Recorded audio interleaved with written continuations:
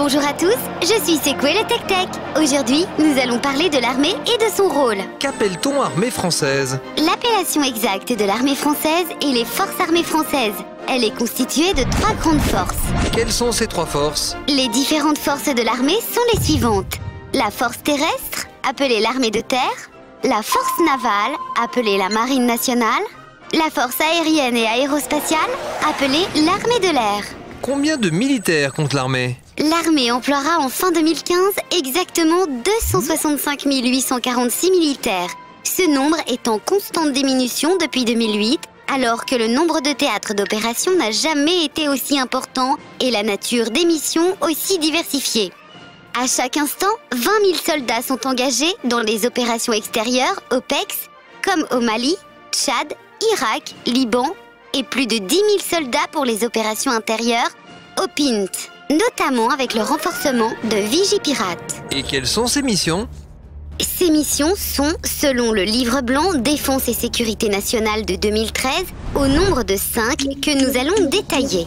Première mission, protéger le territoire national et les ressortissants français et garantir la continuité des fonctions essentielles de la nation. Cela consiste entre autres à protéger le territoire des attaques terroristes, des cyberattaques, de toute agression d'un autre État et des attaques contre des ressortissants français à l'étranger. Deuxièmement, garantir avec nos partenaires et alliés la sécurité de l'Europe et de l'espace nord-atlantique. En effet, la sécurité de la France est étroitement liée à celle de l'ensemble de l'Europe. La stabilité dans l'ensemble des pays de l'Union européenne reste aussi une priorité importante. Troisièmement, stabiliser avec nos partenaires et alliés le voisinage de l'Europe.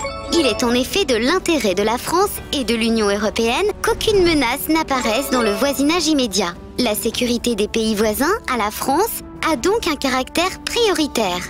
Les régions du Sahel en Afrique et de la Méditerranée sont également des zones d'intérêt prioritaires pour la France. Quatrièmement, participer à la stabilité du Proche-Orient et du Golfe arabo-persique. Cette zone qui connaît de nombreux conflits est un enjeu majeur pour la France et l'Europe et nos alliés de l'OTAN. C'est non seulement une grande réserve énergétique, mais également l'une des principales voies de transit de l'économie mondiale. Le détroit d'Ormuz est le passage obligé de plus ou moins 30% des exportations mondiales de pétrole.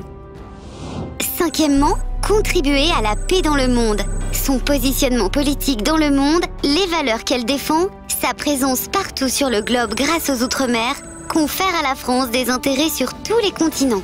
Ainsi, pour la France et l'Europe, la sécurité de l'océan Indien, voie d'accès maritime vers l'Asie, est de ce point de vue une priorité absolue. En effet, l'océan qui entoure la Réunion se situe au cœur d'enjeux stratégiques mondiaux. C'est pourquoi le port de la Pointe des Galets est la 3e plus grande base navale de France.